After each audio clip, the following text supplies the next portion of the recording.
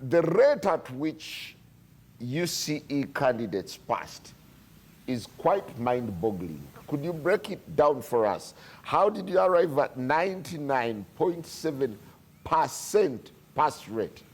And what does it mean? Thank you so much. First and foremost, yes, I want to applaud everyone who has been part of this process, and that involves the National Curriculum Development Center, who were part of the development of the curriculum, then UNEB, part of the assessment, and the Ministry of Education for the guidance and the policy, and of course, the teachers and the parents and the learners themselves. Now, I want us to get back to the spirit behind the new curriculum. The spirit behind the new curriculum is that everybody has an ability to do something. When you have been in school for the last 4 years, it is not right to say that somebody, because maybe they have failed mathematics, they are a failure. I may have failed mathematics, but I have competencies. I have an ability to express myself in Luganda, and I come to NBS and I do a program in Luganda.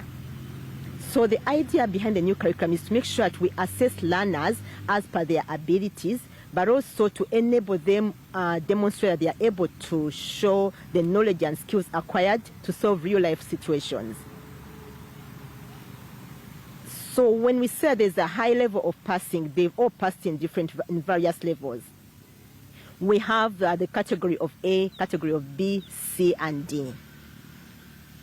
And according to the guidelines for the grading, as long as somebody has got at least one of any of the above, then you qualify to be in result 1. You qualify to have a certificate which will enable you to go on to another level, or another level according to the abilities. Passing so you find that we have a high number, or the ones they're talking about are all under result 1. That means that they were able to acquire at least 1A, 1B, 1C, or even 1D. Hasn't passing become it is only somebody who has gotten only, maybe, let's say... Hasn't passing become... I beg your pardon?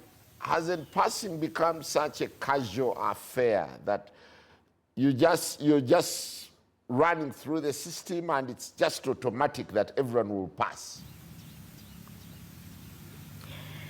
It is not a casual affair, because when you go on to the next level, now at the next level, they are able to sieve out and say, what are you able to do? Let me give you an example. If somebody wants to go to the next level and they want to do, let's say, a combination in economics and in economics, maybe economics, literature, and maybe history, they'll look at your performance. What did you get at that level? But most importantly, we want to dialogue with the teachers, the people you've been dealing with, the people you've been working with all these years. What do they think your competencies are? And I think it was the permanent secretary in the press briefing when she said that we want to ask the teachers to engage with the learners to support them identify where their best potential is. Because we are having many learners who have passed sciences, however, they do not have the ability to continue on to go through the science subjects. So maybe they do not have to take a science combination, they would rather do an arts combination. So it's going to be incumbent upon the teachers to guide the learners. And that is why we have the school-based assessment. Because we realize that it's not fair for us, for UNEP to come in at the end and just dub somebody as a failure when you're only giving them a 2.5-hour paper or 2-hour paper. That is why we have the school-based assessment, which contributes 20% to the overall mark of the learner.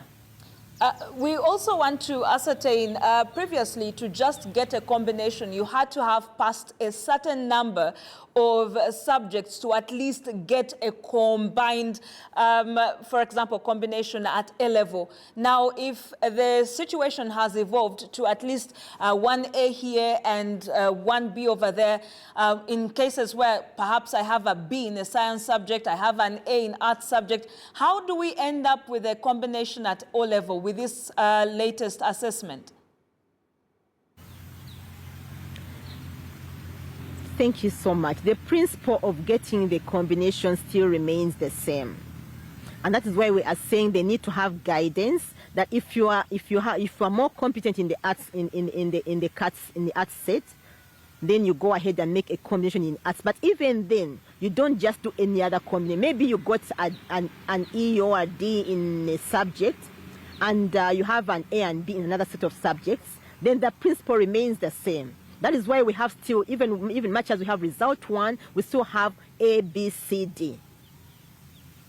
So even in the passing, they are level. There's still a grade of passing. You are still not on omnibus.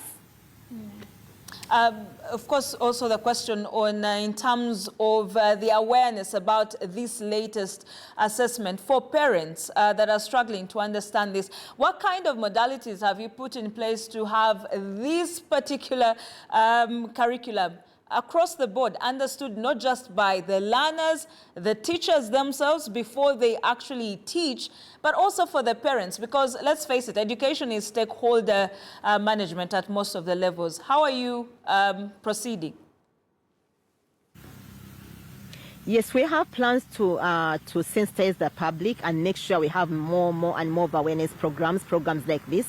And that is why we are very grateful for this opportunity to be able to share with the public out there what exactly does an A mean, what does a B mean, a C and D mean. But also we want to call upon the teachers to use the opportunity wherever they have, because they interface with the parents more and with the learners, and explain to the teachers, rather explain to the parents what this grading is all about, because the teachers are using it already in schools during the usual grading, the end of term examinations. On the reports of the learners, they are using this same type of grading. So that should be able to help the teachers, or rather the parents, to be able to come to terms with the grading system. And I've seen many schools actually call for parents' meetings, especially for the candidates or the pre-candidate classes, and they take them through the new curriculum, the assessment modalities. And I want to call upon the parents, when you're called upon at your school, it is very important for you to make sure you go and get involved in these meetings. Get yourself aware, get yourself sensitized. When you get involved in those kind of meetings, you are able to also guide your learner much better. You are able to interface with your learner from a point of understanding, from a point of knowledge. So I want to encourage the parents also to be more involved in the teaching and learning of their children. So when you're called upon at school to be part of the meetings, please go and be part of the meetings, and you'll be able to understand these things much better. Madam Jennifer, back then, I belonged to that age where an A was a very prized mark. So what even is, now it is. What is A, what is B, what is C in the competence-based curriculum? Thank you so much. A is still that very high level. Now, if somebody gets an A, it means that they have, those are exceptional. They're exceptional in that subject. And it means they have received an extraordinary level of competence or ability to be able to apply the knowledge and skills acquired in real life situations. Like I said, it all gets back to the spirit of the new curriculum. The spirit of the new curriculum is not just about the content, but also a child or a candidate or a learner having the ability to prove and show that I can be able to apply the knowledge and skills acquired in real life situations. That's why you find that most of our questions are scenario questions. So if somebody has the content, they have crammed, okay, if you want to cram, now we want to show how can you be able to apply this knowledge in a real life situation to solve real life problems. So an A shows that somebody is extraordinary. He or she has proven that they have an extraordinary ability to apply the knowledge and skills acquired in real life situations. That is an A. Now, a B is outstanding. B is outstanding performance. Again, the same principle. You are showing outstanding performance in as far as you are able to you're demonstrating ability to